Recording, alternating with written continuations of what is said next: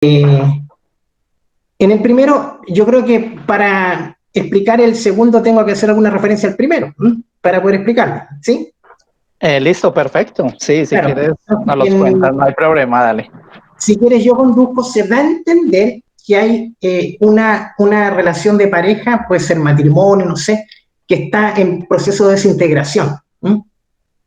Pero en definitiva, y se revela en la última línea, era la hija, ¿verdad? No era ni la esposa, ni la amante, nada. Entonces hay una serie de señales que dan la impresión de que es una pareja, es un matrimonio o una pareja. Pero después cuando uno ya sabe quién no era y empieza a analizar cada elemento y efectivamente no había nada que pudiera ser como transgresivo o transgresor. Entonces, ese es un poco el cuento clásico que al final pretende sorprender, el final brusco, lo inesperado, lo irónico, el sacar al lector de, digamos, de una idea que podría haber tenido en la medida que iba conociendo el relato.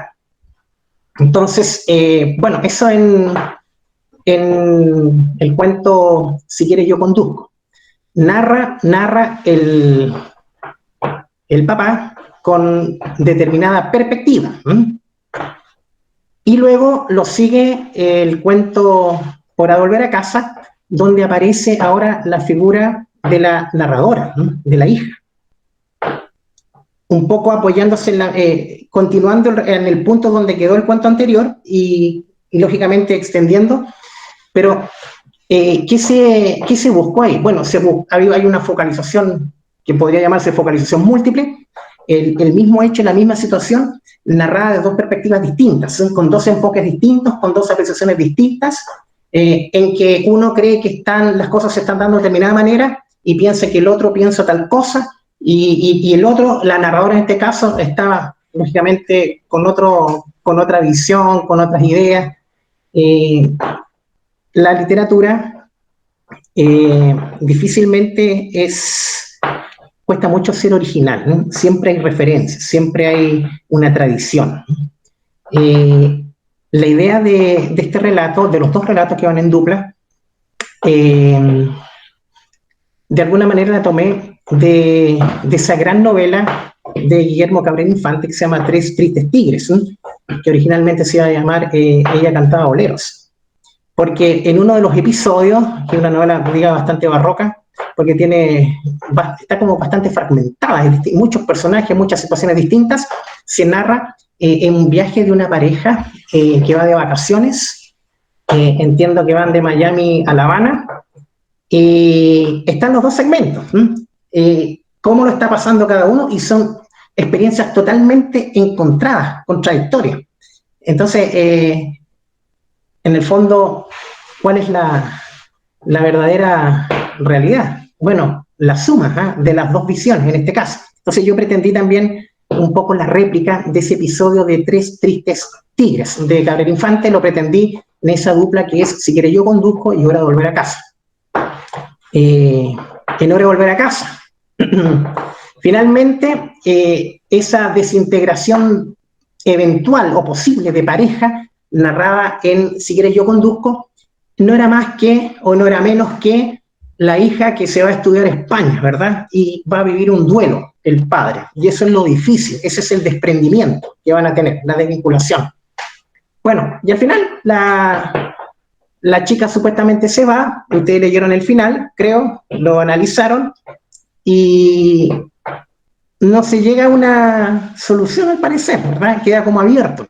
Entonces eso también es una búsqueda intencional, de crear un final abierto, de dejar un poco entrampado al lector, crear un enigma, como ingresar a un laberinto, donde, porque es un juego, porque la literatura también plantea un juego en que el lector tiene que ser activo y tiene que tratar de completar aquello, o tiene que iluminar aquellas zonas que los creadores han dejado un poquito oscuras.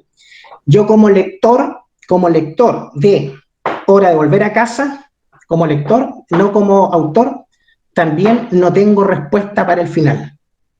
No sé realmente, o bien cada uno puede interpretar a su modo, pero no tengo una respuesta definitiva para el final de ese cuento, que me parece que tiene tres finales, desde mi perspectiva. la revelación de la relación de Tania con Leonor, ¿sí? ¿Qué más? Esta manifestación de no superación de una muerte anterior de una tal Claudia, ¿verdad? Que era la esposa o la mamá de Tania, y su esposo al parecer no la superó, y estando muerta hace muchos años, él piensa escribirle, no sabemos por qué vía. Segundo final, y tercer final que no se sabe si finalmente Tania se fue a Barcelona o simplemente se devolvió del aeropuerto, después de comprar una antología de cuentos argentinos donde aparece un cuento que se llama Hora de volver a casa, de Eduardo Budiño Kiefer. Ahí también, bueno, tuve la ocasión de conocer a Budiño Kiefer en los años 80 en la Universidad Católica. Entonces, y ese cuento existe, pero nunca lo hallé. Lo leí alguna vez, como se narra en ese relato en alguna revista, y después lo perdí. Existe el cuento Hora de volver a casa. Entonces yo lo tomo como fuente también de inspiración para crear el relato mío que se llama Hora de volver a casa. Bueno, ahí hay un juego de intertextualidad. Perfecto. Ah, sí, Luis, continúa. Redondeando en esos dos cuentos que están en Café Caribe, en el fondo está la tensión de las relaciones interpersonales, en el fondo es eso. Y está también el tema de la soledad, que para mí es un gran tema de la sociedad nuestra y transferido a la literatura. La soledad, la tensión y la dificultad de las relaciones interpersonales. Eso creo que trata el libro Café Caribe, ¿no? Muchas gracias, Luis. Qué buen análisis y resumen nos haces. Quedo triste porque te quería pedir el favor de que me enviaras el cuento Hora de volver a casa, citado ahí, del escritor, pero me dices que lo perdiste, porque me dio muchas ganas de leerlo. El cuento de Budiño Kiefer yo no lo he buscado, no lo pude encontrar. No lo si pude te encuentras. no está. Entonces, yo me lo imaginé en una antología que publicó el Ateneo el 2014, que existe esa antología. Yo no la tengo, pero sé que existe, y la compilación la hace Josefina Delgado.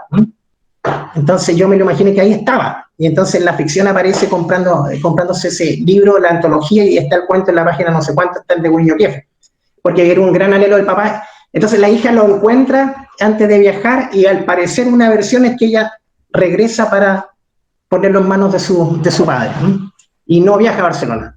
Pero hay otra versión que dice que lo compró en una librería que se llama Malpaso, que está cerca de la Sagrada Familia, en Barcelona. Entonces están esas dos versiones encontradas. Un juego, la literatura es un juego para mí, es una búsqueda de efectos, qué sé yo, de sorpresa, de ironía, en lo que se refiere a lo técnico, a lo formal. En lo temático, bueno, expresión de estado anímico, ¿sí? Y de experiencias humanas, interpersonales.